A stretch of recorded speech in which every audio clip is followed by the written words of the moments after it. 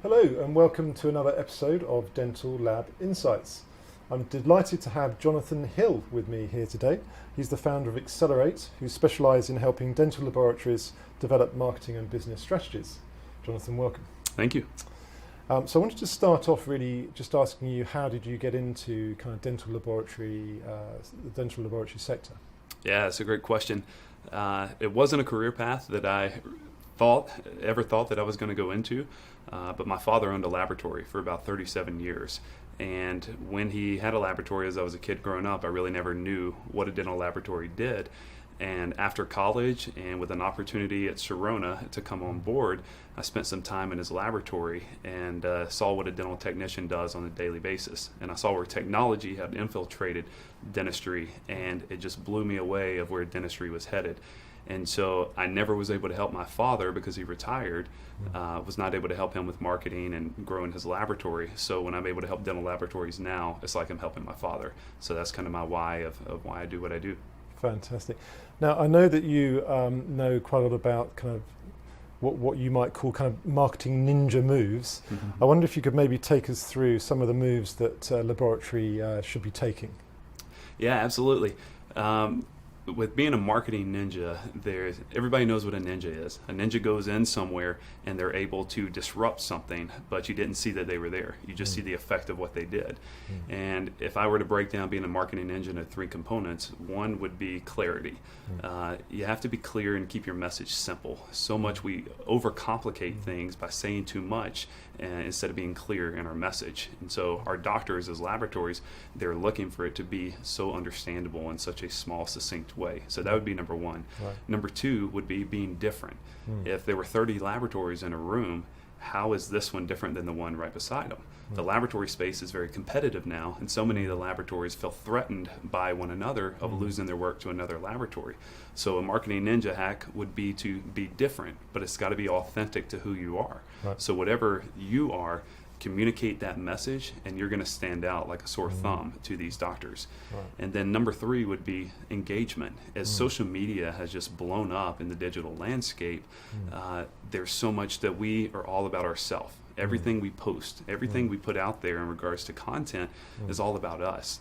But flipping the script and starting to engage with our dentist clients starts to build the like factor, the know factor, the trust factor, which is once I can get you to know who I am, to like what I do, and to trust me, now I can get your business. Right. And so I'd really break it down into the clarity, being different, and engagement. Great. And would you say, your kind of personal brand, it sounds as though your personal brand there should be quite nicely aligned with your, say, laboratory brand. Is that how you see it? Absolutely. I think in years past, it was all about the big brands, the Coca-Colas, those huge companies.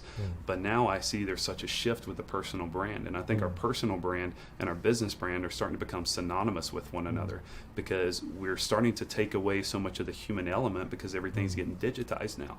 You never know if you're talking to a robot. You never know if an algorithm is giving you a response. Yeah. And so therefore, my personal brand for my business is my driver, because I've been in the industry for over 15 years. So I've developed a lot of relationships, and my reputation is my brand. And so therefore, I have to lead with my personal brand. Yeah, very interesting. And how do you see, obviously you mentioned personal brands there, and the lab should sort of sync with the personal brand, and that's important. What do you see as the other kind of important marketing communication strategies that labs should be developing in the future? It's simple. I think we have to bring back the human element, Right. because I think the digital has taken that human element away. And you can't buy something or trust a company if you don't know who you're talking to. You would never make that investment without that. And so we have to learn how to play with the tools and leverage the tools that are there from our Facebooks and Instagrams and LinkedIn and that technology. But it's just a conversation starter. Then you have to bring back that human element. So I think, in a way, it sounds like we're moving backwards, but we've missed so much by digitizing everything. And if you look at our millennials, they're growing up in an environment to where they don't know that human interaction No. because they're hiding behind a phone all day. Yeah, interesting. And do you feel that there are certain channels that will, in the future, will work better? Do you think Instagram, for example, is one, or do you think we should be going back to more kind of old school, personal touch type marketing? I think social media is here to stay, and there's in the past when social media took off, there were thousands of social media platforms. I think everybody signed up for every platform because they didn't know, and they didn't know what to do. And so often in any industry, we'll take a piece of content and we'll put the same piece of content on 3 different platforms, when that's actually not a good strategy, because you have to know where your audience is. So for example, if I'm a lab and I want to pick up more dentist clients, LinkedIn is a perfect place for me to leverage and utilize to find exactly who I want to go after. Instagram is a perfect platform if I want to go find dentists and see their work and really start that engagement piece.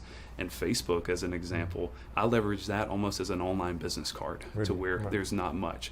And so you have to be aware of what platforms you would post what content on each one. And with digital marketing, it changes daily. And these laboratories, they're great at their trade, but they don't have the time to see how technology is changing. So that's where I try to come in and be a guide and teach them where to be and how to show up. It makes a lot of sense.